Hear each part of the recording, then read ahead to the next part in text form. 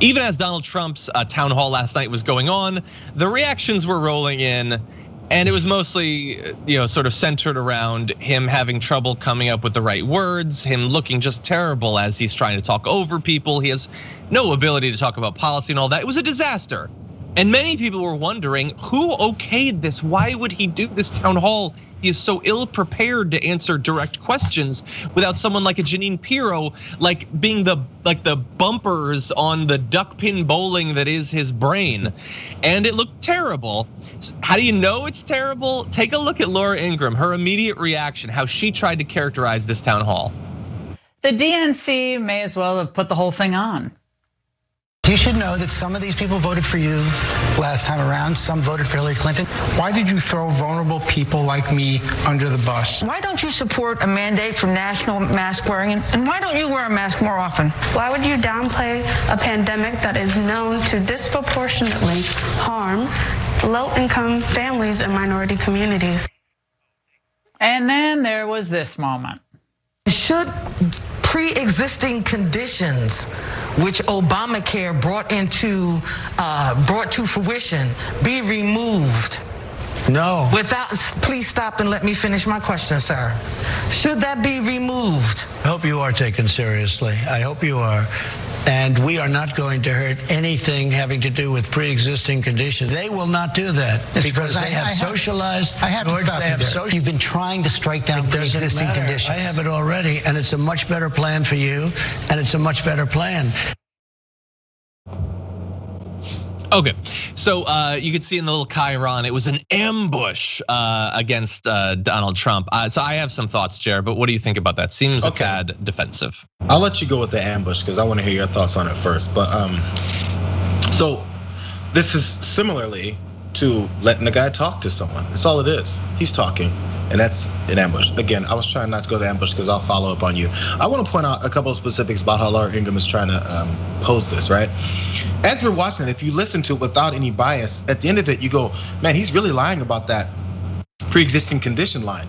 Because she's playing what he said, and this is supposed to sound like he's the victim, he's been set up, these vicious Americans are asking him questions. But specifically about that part, she went through several, like 3 questions from previous people that she found disturbing, but made sure to come back to her. This is all production. This is a plan. I say this all the time. When Tucker Carlson talks, when Sean Hannity talks, and all these guys talk, they're reading from a teleprompter. Every syllable that they say is being put in front of them on a teleprompter, and they read it. Whatever part of it they had in writing it, yeah, they have varying levels of it. I get it. But as they come back to Laura Ingraham to make sure she points out this lady right here next to me, her question goes, and then here's this moment. This is a specifically bad moment. Do you know why? Because this uppity black lady decided to interrupt your president when he was trying to interrupt her in the middle of her question. This is specifically a bad moment in this town hall. This lady decides to interrupt your president, who's more important than her. That's all that was for. And can you believe it? She's gonna disrespect your president. This is the basis for their base. This is what their base believes, and this is what their base likes about him from the beginning. His hatred, his racism for certain people, and now look at what this country's become. A black woman decides to interrupt your president. That's all that was saying. Now, you don't have to say it directly, because now when someone like me points out what your message was there, you go, oh, look at them always crying racism. Hey, the racism starts with you pulling off something like that. It's just how it was. What other reason do you have for specifically pointing out that moment, which is the same as another constituent asking a question of this president and interrupting him? The point is she interrupted him.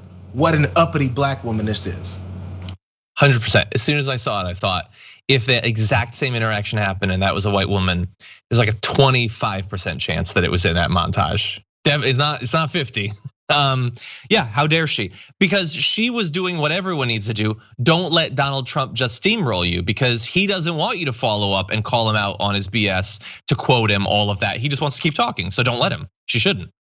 He's there to answer their questions. That's what he came for. Let them ask their questions.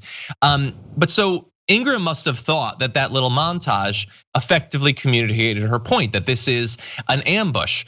But really, it being an ambush is entirely dependent on how unfair or perhaps biased in their framing the questions are. We've seen questions like that. I don't remember, it was back in 2016, I think in the primary, Bernie Sanders was asked a question from a Fox News host, I think it was a Fox News host, about socialism and Cuba and all this, and it was just so obviously fake, conflating these two things. What Donald Trump got was questions like, why don't you support a mask mandate? Okay, you may not like that, Laura Ingraham, because you don't think that people should wear masks or socially distance. You've been saying that for months, but the doctors all say that we should be wearing masks. So that seems like a perfectly fair question. Why did he leave people to die? Okay, that's a harsh question, but 200,000 people have died. So hardly surprising that voters would have that question on their minds. Why did you downplay the virus? Okay, that's inconvenient, I could see that, but it was your boy's own words that said that. He said that to Bob Woodward. So how's that an ambush? Did he ambush himself with Bob Woodward? These are not unfair questions. And the pre-existing conditions thing, okay, you may not like it, but Donald Trump and the Republican Party have been trying to remove protections for pre-existing conditions.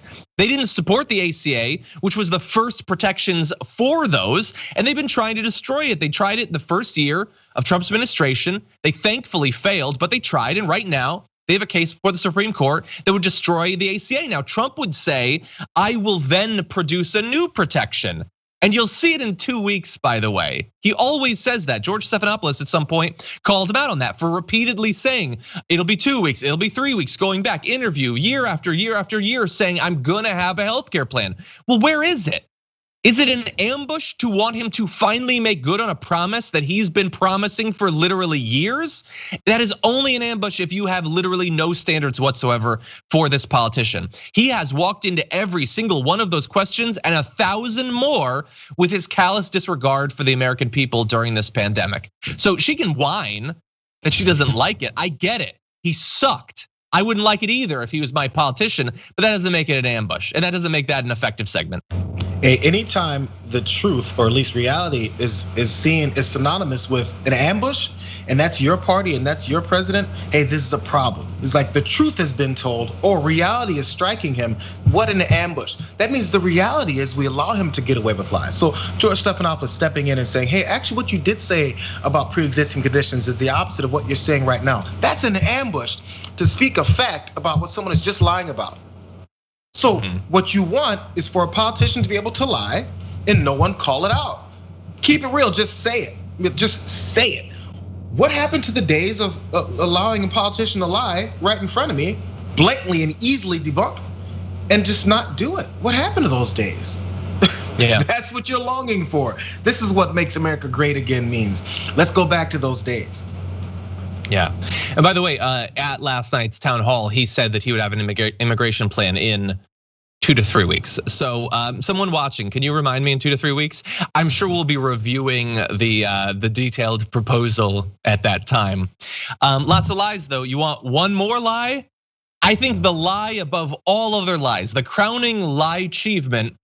This morning, Donald Trump tweeted, "Thank you for the great reviews of the ABC News show last night." No, there wasn't. No, there wasn't. Dude, your girl had a breakdown because of how unfair it was to make you look so bad. There were no great reviews, you big dummy liar. It's the same as saying, I want to thank Bob Woodward for the amazing book.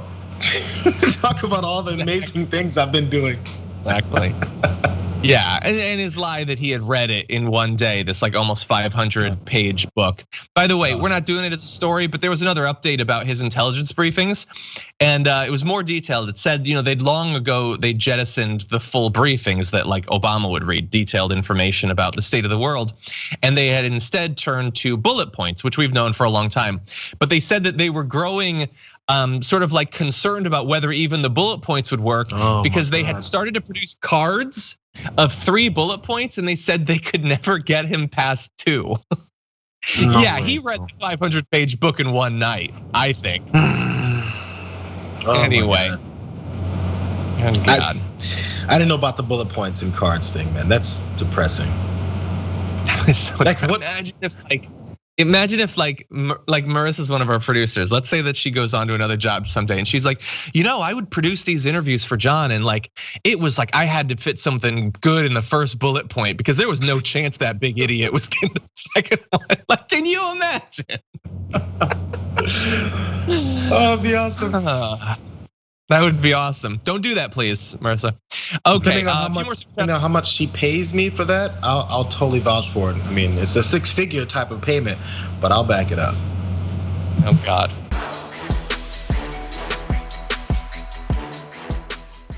Check out the Damage Report podcast each day, wherever you get your podcasts, whether Pocket Casts or Stitcher or iTunes. You can join me as I give you the news and stories you want, with a range of co-hosts and interview guests jumping in on the fun each day. Again, that's the Damage Report, wherever you get your podcasts. And if you get them at iTunes, don't forget to rate and review. Sometimes I'll read them live on the show.